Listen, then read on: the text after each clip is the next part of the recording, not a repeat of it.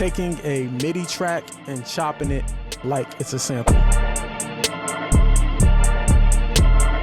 All right, so y'all know this is barely playing. We're gonna do this in real time. So first, I got my MIDI track set up, of course. I'm gonna go into my little sample pack, grab some MIDI. I'm gonna preview some of them.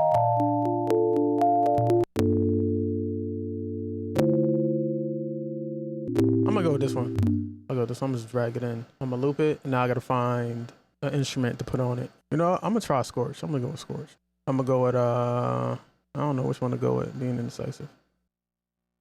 I'm just click on one, see how it sounds.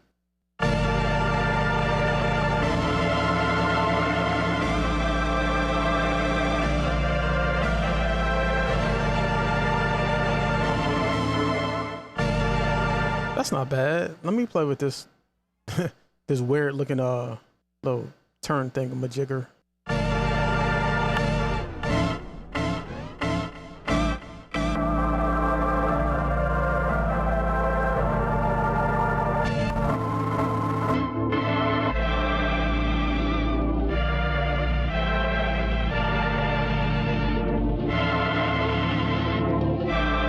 I'm gonna go with that. We're just gonna commit. I'm gonna lower the BPM too.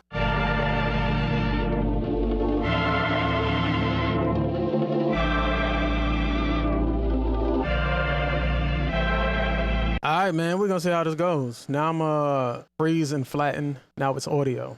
Now I'm gonna add simpler, of course, and I'm gonna drop this in a simpler, make this a little bit bigger. Boom. I'm gonna go to slice. And I'm not gonna do transient, I'm gonna do it by beat. I'm gonna use my keyboard, my computer keyboard. I gotta go down the octave, hit Z, hit Z again.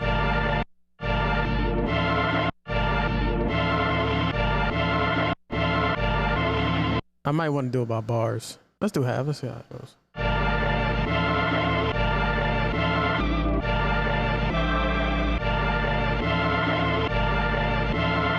I think I got a pattern I want. Let me see if I can get it. Let me see if I can get it right.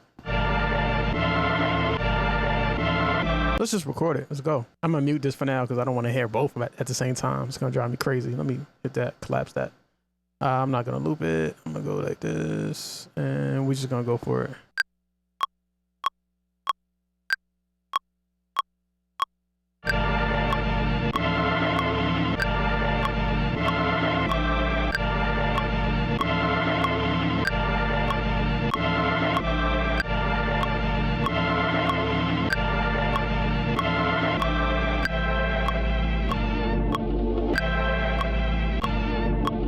I play quarter notes, so I'm gonna go inside my piano roll, click inside here. I'm gonna hit Command A to highlight everything. I'm gonna hit Command Shift U, and I wanna hit quarter notes here. Things should be snapped to the grid. Just cause I like things to look a little bit neater, I like to set the grid length so they all match. I'm gonna bring the velocity up to all of them. As I'm playing the back, I'm hearing like little clicks. We can fix that. Click inside here, drag down to zoom in, and I'm gonna try to play with the starting point right here.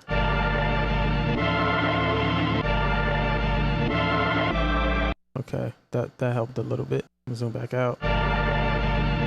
And what's simpler, what I love about this is that as I'm playing it, you can see what spot I'm triggering, which helps out a lot. It's not gonna be perfect, and I'm perfectly fine with it not being perfect. That kind of adds to, like, you know what I'm saying, the flavor of it, the little imperfections, especially with hip hop. Now, oddly enough, I'm gonna turn this back to audio. Freeze and flatten. I always go to like the end of the file, and then this can also help with the clicks. I always add like let me delete this little bit right there. Add like a little fade at the end, and I might need to add a little fade at the beginning too. I mean, it's pretty, I'll add a little fade there just in case. So if I loop it, I'm gonna play it at the end and see if it loops without any clicks. Okay, that worked out fine. Now I'm gonna add an EQ to this. I'm gonna add the Pro Q3, of course. I'm gonna roll off some low end because I do want to add like my own 808s.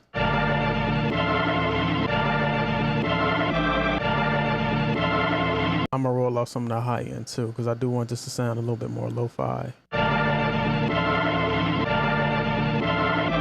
That little clicking sound that's happening that you guys can probably hear, I'm not worried about that too much because when I start adding other instruments, it's not really going to be noticeable. So I'm gonna duplicate this over to the 25, and now I'm going to, you know, add some hi-hats. Gotta find the right hi-hat. I'm just hitting down on my keyboard to browse. That one's probably gonna be good. I'm gonna use simpler again. I got 3 MIDI highlighted. I can either double click or drag it down here. It's too low of a pitch. I'm gonna hit Z. I'm gonna hit Z again. Cool, I'm gonna turn it down a little bit.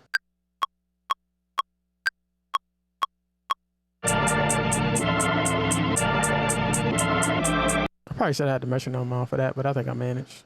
And that's what quantize is for. This is gonna be like a real simple instrumental, super basic, but you know, vibey. You know what I'm saying? So I'm gonna add another MIDI track. I'm gonna do Command Shift T. I'm gonna add a snare. So I'm gonna hit Command F to bring up my search. Type snare. That's probably fine.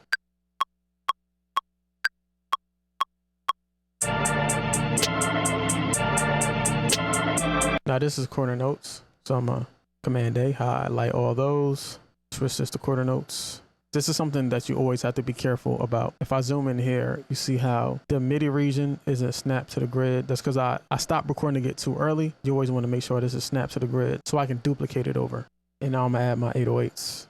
I'm gonna make an 8-bar MIDI region and what are my sounds, and I'm gonna use SubLab XL. This has some like really good presets too. I'm gonna go to my favorites, the Stone Cold preset, which is crazy. So I'm in D minor. I'm gonna come here. Time signature for 808s is most likely not gonna be 16th notes. I'm gonna change it to quarter notes. Then I'm gonna start on the D. And of course, I clicked on too high of a pitch. So I'm gonna click in here. Inside the piano roll, Command A. I'm gonna hold Shift and hit down.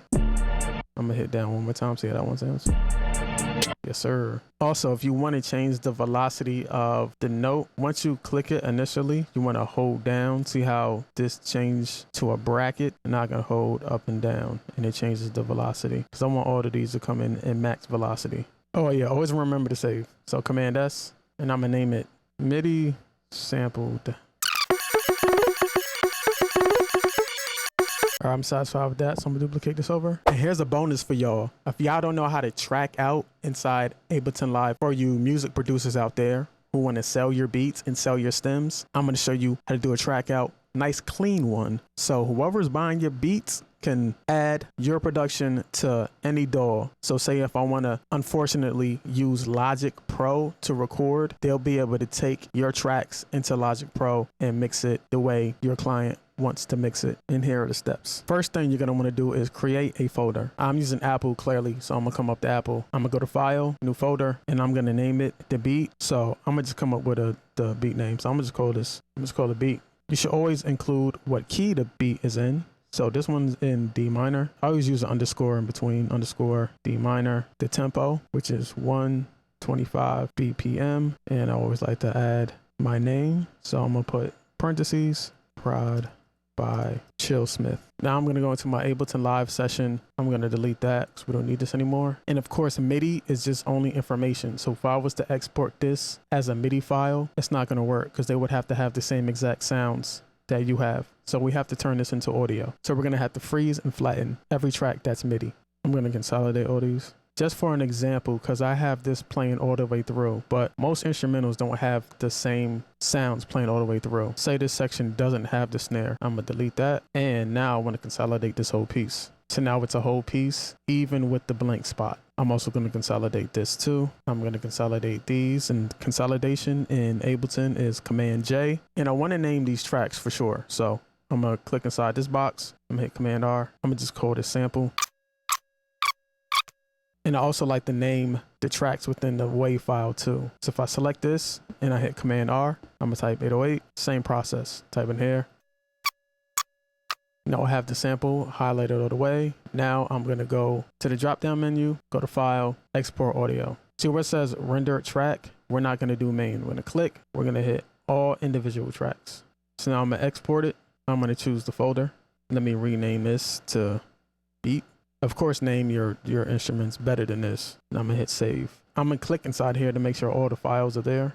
Yep, looks about right. This too, I like to take the extra step and rename all these because beat is in front of it. I just want to name it just the one thing. So it's gonna be 808. I'm not even sure what audio 5 is, to be honest, but I'm gonna keep it in there anyway, just in case. Oh, so this is a reverb that we don't need. I can delete this. We don't have any delay, so I'm gonna delete that too. Just to test and make sure everything's right. I want to open up Logic. We go to an empty project. Yeah, select one of these. They make you select something, which is weird. I'm gonna come up to here. This isn't a Logic Pro tutorial, so I'm just gonna check this and make sure that everything works. Here's the beat folder right here. I'm gonna select all these. Just drag it in. Create new tracks, of course. And there's nothing on audio, so now I know I can delete that in the folder. I'm just delete this here. Now I'm gonna close Logic Pro. I know I can delete audio, this thing right here, so I'm just delete this. And now I'm gonna take this, compress. It's gonna make a zip file. And you wanna email the zip file to people, not the folder, because that's gonna be a lot more information. And if you're using BeatStars, you have to upload a zip file anyway. And if you're looking for a more in-depth tutorial, check out this video right here. And I'll catch y'all next time. Peace.